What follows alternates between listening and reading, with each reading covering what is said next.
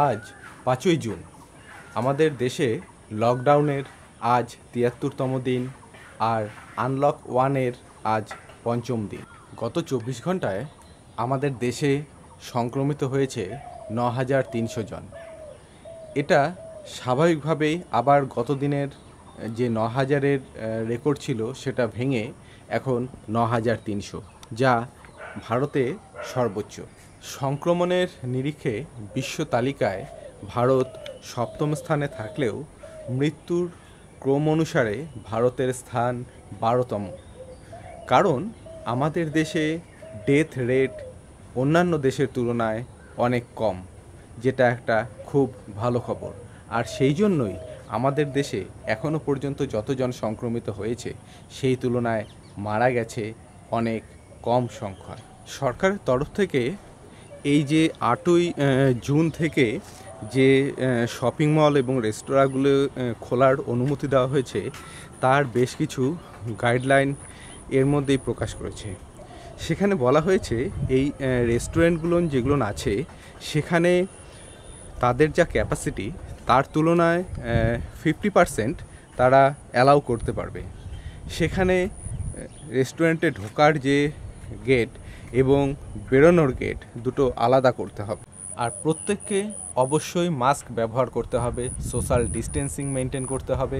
আর এখানে যে টেবিল চেয়ারগুলো ব্যবহার করা হবে সেখানে তার উপর মূলত কাগজ বা সেরকম কোনো জিনিস বিছিয়ে দিতে হবে, যেগুলো হবে ওয়ান টাইম ইউজড। আর যদি সেটা সম্ভব না হয় তাহলে এই টেবিল চেয়ারগুলোকে প্রতিবার ইউজের পরই আবার স্যানিটাইজ করতে হবে।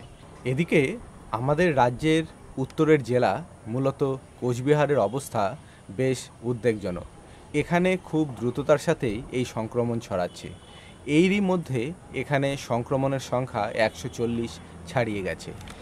এখানে একটা নতুন ঘটনা যেটা খুব চিন্তার কারণ হয়ে দাঁড়ালো, সেটা হলো যে এই জেলাতে এমন একজন সংক্রমিত হয়েছে তিনি পরিযায়ী নন, অথচ তিনি এই জেলায় যে প্রথম কেসগুলো এসেছিল, প্রথম যে ১ এবং ২ নাম্বার ব্যক্তি, তাদের সংস্পর্শে ইনি এসেছিলেন এবং সেখান থেকেই ইনি সংক্রমিত হন।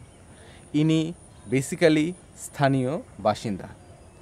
তাহলে এই ঘটনাটা যেটা ঘটালো সেটা হলো, তার মানে এই অঞ্চলে কমিউনিটিতে এই সংক্রমণটা ঢুকে পড়ল। এটা হয়তো তার প্রথম ঘটনা।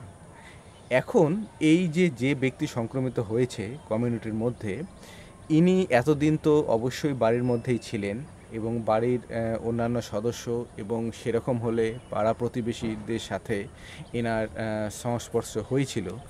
এবং তাতে এখন যেটা চিন্তা যে তার দ্বারা তার পরিবার এবং তার প্রতিবেশী এদের কেউ সংক্রমিত হয়েছে কিনা।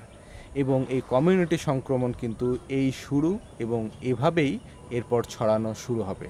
এবং এর আগেও যেটা বলা হয়েছে, এই সমস্ত অঞ্চলে যদি এরকম কমিউনিটি সংক্রমণ শুরু হয় তাহলে সেটাকে নিয়ন্ত্রণ করা খুব কঠিন হয়ে দাঁড়াবে।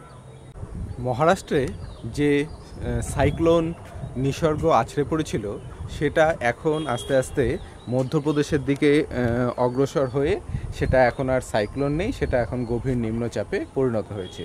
এবং তারই প্রভাব এই আমাদের জেলার, আমাদের রাজ্যের উত্তরের যে জেলাগুলো আছে এবং সিকিমে তার প্রভাব পড়ছে। এবং তারই জন্য এই যে আকাশে এই যে এখন এরকম মেঘ দেখা যাচ্ছে, অথচ কিছুক্ষণ আগেই এখানে প্রচণ্ড ঝড় বৃষ্টি হয়ে গেল।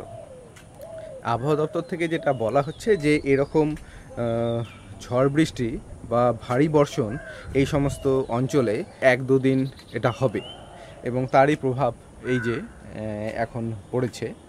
একটু আগে যেখানে আকাশ অন্ধকার করে ঝড় বৃষ্টি হয়ে গেল, অথচ এখনই আকাশ আবার পরিষ্কার হয়ে নীল আকাশ।